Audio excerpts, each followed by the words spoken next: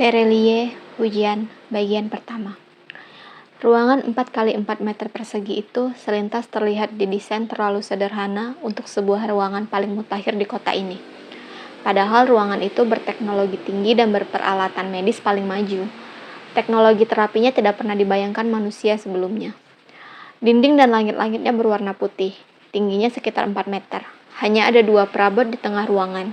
Satu kursi lipat diduduki seorang perempuan berusia 50 tahun. Dia mengenakan pakaian berwarna krim dan memegang tablet layar sentuh. Dia seorang paramedis senior. Satu lagi sofa pendek berwarna hijau. Seorang gadis muda dengan kemeja biru dan celana gelap duduk bersandar di sofa itu. Sisanya hamparan lantai pualam tanpa cacat, seperti kubus kosong. Lampu yang ditanam di langit-langit mengeluarkan cahaya lembut. Waktu menunjukkan pukul 8 malam. Tidak ada jendela di ruangan itu. Namaku Elijah. Paramedis senior itu tersenyum, memulai percakapan. Namamu Lail, bukan? Gadis di atas sofa hijau mengangguk perlahan. Kamu merayakan ulang tahun yang ke-21 minggu depan. Kamu yatim piatu, tinggal di apartemen bersama seorang teman, dan menyelesaikan pendidikan level 4. Kamu juga memegang lisensi kelas A sistem kesehatan. Elijah berkata sambil jemari tangannya mengetuk lincah layar tablet di hadapannya. Tulisan-tulisan serta gambar di layar yang hanya setipis kertas HVS itu bergerak. Ah, kamu juga seorang perawat yang bertugas di rumah sakit kota. Elijah diam sejenak, berhenti menggerakkan tulisan di layar, membaca lamat-lamat. Ini mengagumkan. Kamu punya banyak sekali catatan pelayanan sosial sejak usia 16 tahun, termasuk sebulan ditugaskan di sektor 1. Astaga, itu tempat paling menyedihkan. Bagaimana kondisi sektor itu? Gadis yang duduk di sofa hijau tidak menjawab. Elijah tersenyum simpul. Dia hanya berusaha membuat suasana lebih rileks lewat bercakap-cakap santai sebelum memulai terapi. Tapi sepertinya, sama dengan ratusan pasien yang pernah dia tangani, gadis di hadapannya memilih diam. Itu bisa dipahami. Ini bukan situasi yang menyenangkan.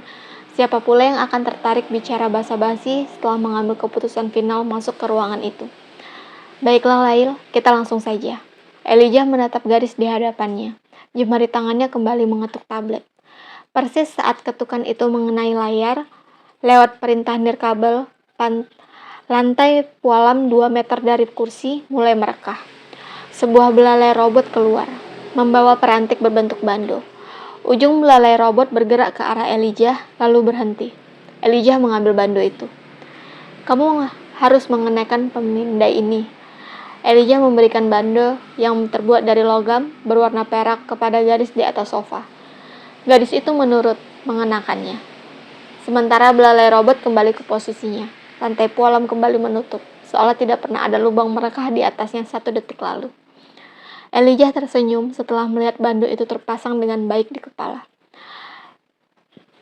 Ini fase terakhir, sekaligus paling penting, sebelum kamu masuk ke ruang operasi. Di fase ini, kami membutuhkan peta saraf otakmu melalui cerita yang kamu sampaikan. Elijah diam sebentar, memastikan gadis di hadapannya mencerna kalimatnya dengan baik. Aku tahu ini tidak mudah, tapi kami membutuhkan presisi informasi. Karena kamu seorang perawat, juga memiliki pendidikan tinggi, kamu pasti amat paham. Operasi yang akan dilakukan membutuhkan peta seluruh saraf otak yang sangat akurat. Pemindai yang kamu kenakan akan membantu menentukan bagian mana saja yang menyimpan memori di kepala, lantas merekonstruksi peta digital 4 dimensi. Tidak ada toleransi atas kesalahan dalam operasi. Kita tidak ingin ada memori indah yang terhapus, bukan? Elijah mencoba bergurau. Sejak gadis di hadapannya masuk ke dalam ruangan 15 menit lalu, sama seperti pasien lain, seluruh kesedihan itu terlihat pekat di wajahnya. Sekali kamu masuk ke ruangan ini, proses ini tidak bisa dihentikan. Seluruh cerita harus disampaikan hingga selesai, atau peta digital itu dibuat dari awal lagi. Kamu harus bercerita dengan detail, Lail. Pemindai akan mencatat reaksi saraf otak saat kamu mulai bercerita. Tidak mengapa jika kamu harus berhenti, menangis, atau berteriak marah. Kami membutuhkan semuanya. Tidak mudah menceritakannya kembali, tapi kamu harus melakukannya. Agar tetap fokus, aku akan membantu dengan pertanyaan-pertanyaan. Aku fasilitator, penghubung antara pasien dan bando perak. Kamu sudah siap? Gadis di atas sofa hijau mengangguk samar. Elijah menghela napas perlahan, memperbaiki posisi duduk. Baiklah. Pertanyaan pertama, Apa yang ingin kamu hapus dari memori ingatanmu, Lail? Ruangan itu lengang. Lail, kamu mendengarku? Elijah bertanya lembut. Gadis di hadapannya masih menunduk. Gadis itu mengangkat wajahnya, menyeka ujung matanya yang berair. Dia sejak tadi menahan sesak. Tidak apa kalau kamu ingin menangis. Elijah menatap bersimpati, sambil mengetukkan jarinya di tablet layar sentuh. Ini akan menjadi tangisan terakhirmu. Aku janji. Persis ketukan jarinya diangkat, lantai di sebelah kursi kembali merekah. Kali ini dari dua tempat yang berbeda.